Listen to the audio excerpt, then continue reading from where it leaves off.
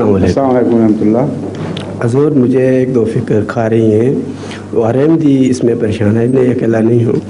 کب ہم پر یہ ظلم پاکستان جو ہو رہے ہیں کب ختم ہوں گے؟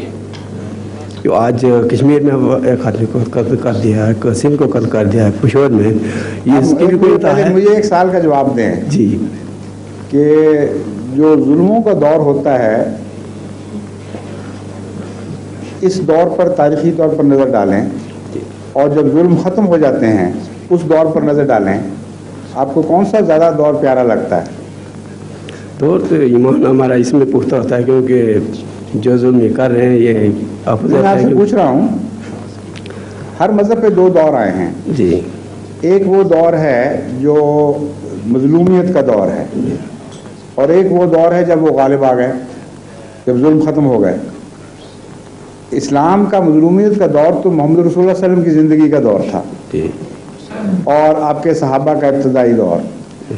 اس کے بعد حکومتیں آ گئیں, سب ظلم ختم ہو گئے.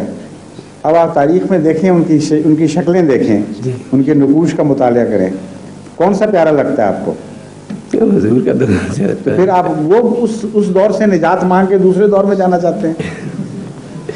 نمبر 2, یہ میرا دوسرا سوال ہے. میرا مطلب ہے اس کو لعنت نہ سمجھیں, اس کے ساتھ زندہ رہنا سیکھیں, اور دعا یہ مانگیں خدا سے کہ خدا نصرت بھی دے, تو نصرت کے نتیجے میں جو بدیاں آنے والی ہیں ان سے بچائے. اس شرط کے ساتھ آپ بے شک اگلے دور کی تمنا کریں. چنانچہ قرآن کریم نے یہی سکھایا ہمیں.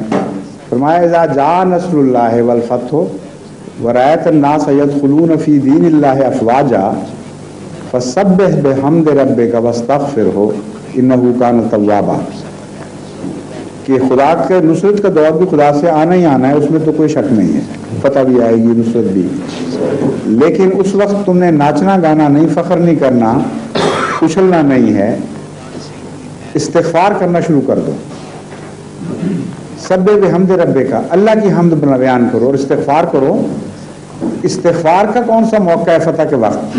اس لیے کہ خدا جانتا ہے کہ فتح کے ساتھ ظلم داخل ہوں گے, بےایمانیاں آئیں گی, بے راہ روی شروع ہو جائے گی, کجیاں پیدا ہو جائیں گی طبیعتوں میں.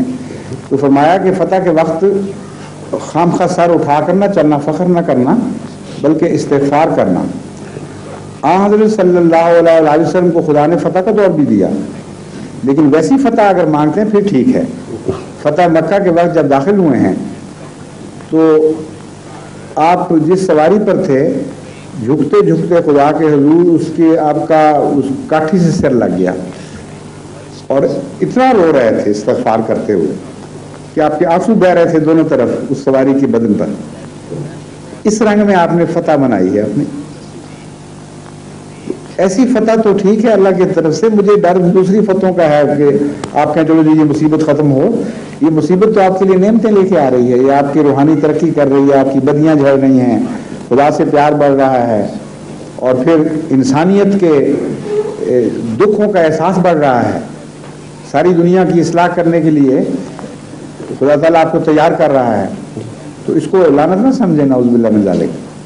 دوسرا میرا سوال حضور یہ ہے